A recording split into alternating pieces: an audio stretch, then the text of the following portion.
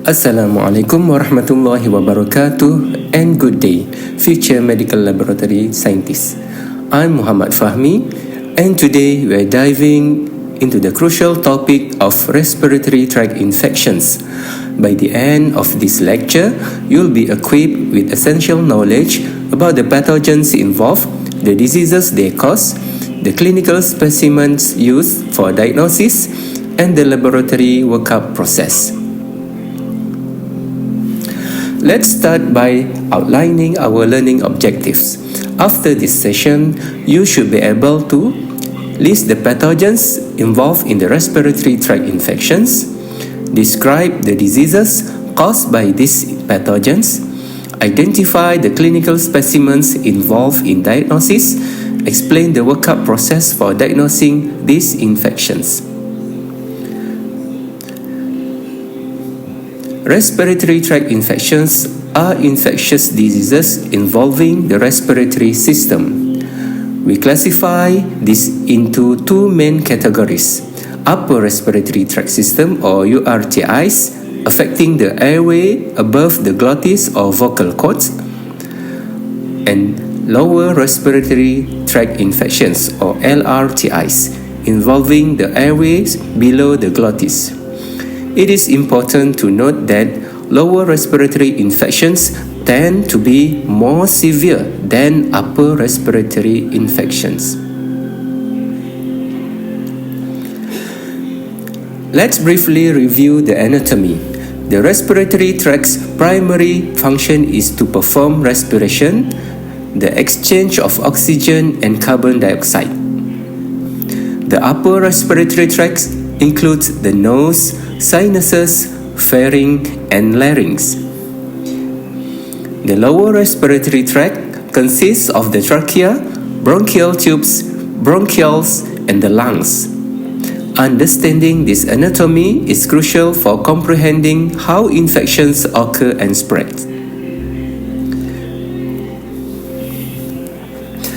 The respiratory tract has several natural barriers to infections. The angle between the pharynx and the nose prevents particles from falling into the airway.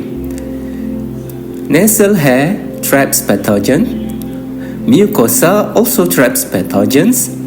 Ciliated cells in the lower airway transport pathogens back to the pharynx. Adenoids and tonsils contain immunological cells and immunoglobulins that attack pathogens. Coughing provides a mechanical clearing mechanisms. Normal flora prevents colonization by pathogenic organisms. If pathogens reach the alveoli, resident macrophages will ingest them. These defense mechanisms work together to protect our respiratory system, but when they are compromised, infection can occur. It is crucial to understand the normal flora of the respiratory tract.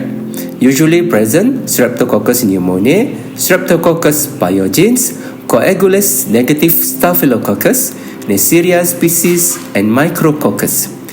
Occasionally present Haemophilus influenzae, Staphylococcus aureus, and Mycoplasma. Fungal flora includes Candida species. Remember, these organisms are typically harmless, but they can become pathogenic under certain conditions. Distinguishing between normal flora and pathogens is a critical skill. Proper respiratory specimen collection is crucial to differentiate between colonization and infection. Interpretation of results must consider several factors. Number 1, presence of white blood cells or WBCs. Number 2, number of organisms. And number 3, clinical findings. For example, the isolation of Staphylococcus aureus from a sputum specimen with many epithelial cells does not necessarily indicate infection.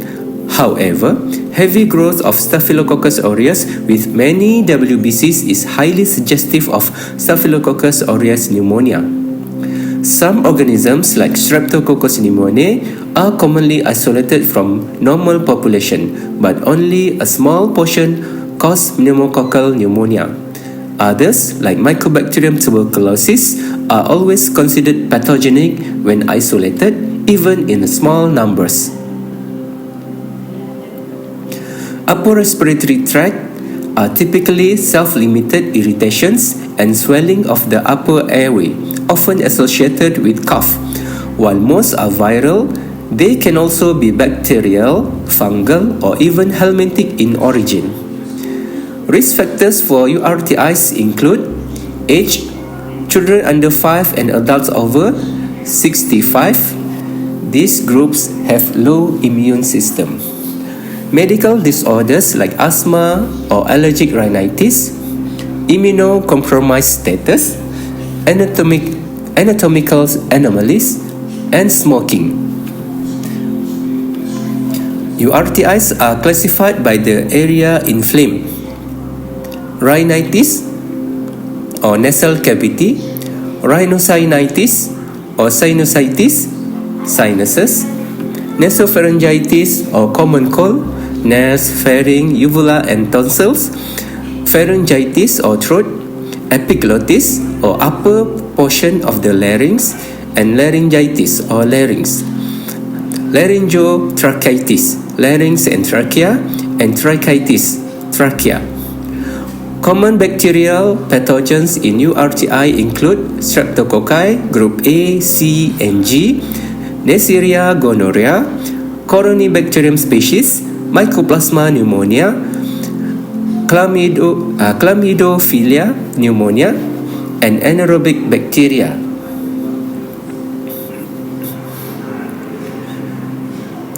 Pharyngitis, most commonly caused by group A beta hemolytic streptococci or Streptococcus pyogenes. Less common causes include Neisseria gonorrhea and Corynebacterium diphtheriae, diagnosed with throat culture.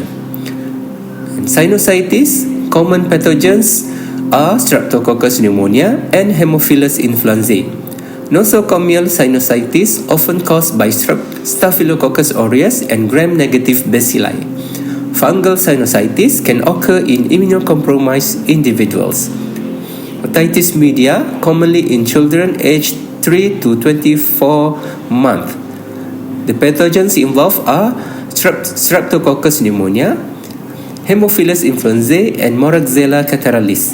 Specimen collection for culture is not typically recommended. Epiglottis can result in airway obstruction and respiratory failure. Pathogens include Group A Streptococci, Streptococcus pneumoniae, Staphylococci, and others, diagnosed via direct swab culture from the epiglottis area. Pertussis or whooping cough, caused by Bordetella pertussis and Bordetella parapertussis, diagnosed via culture from nasopharyngeal secretions, though recovery can be difficult. PCR assay is often used for diagnosis. Lower respiratory tract infection or LRTIs are generally more severe than URTIs. They occur when pathogens reach the lower airways or pulmonary parenchyma, bypassing the upper respiratory tract barriers. Common LRTIs include bronchitis, bronchiolitis, tuberculosis, and pneumonia. Pathogens causing lower respiratory tract infections include bacterial Streptococcus pneumoniae, Haemophilus influenzae, Mycoplasma pneumoniae, Legionella pneumophilia, and Mycobacterium tuberculosis.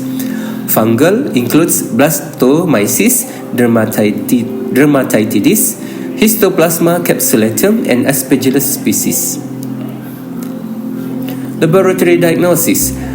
Proper specimen collection and handling are crucial for accurate diagnosis. Ear specimen for otitis externa, carefully swab the outer canal. For otitis media, tympanocentesis may be required. Throat specimen, proper swab the posterior pharynx and tonsillar areas. Avoid touching the tongue, teeth, and gums. Use appropriate transport media. Nasal specimen. Nasopharyngeal swabs or aspirates are commonly used. Proper technique is crucial for accurate results. Sputum specimens. Early morning samples are preferred. Instruct patients on proper deep cuff technique. Aim for at least 5 ml of sputum. Remember, interpretation of results must always consider the clinical context and the potential for contamination with normal flora. Conclusion. Understanding respiratory tract infections, their causative pathogens, and proper diagnostic techniques is crucial in your role as a medical laboratory scientist. This knowledge will guide you in accurately identifying pathogens and aiding in the diagnosis and treatment of these common yet potentially serious infections.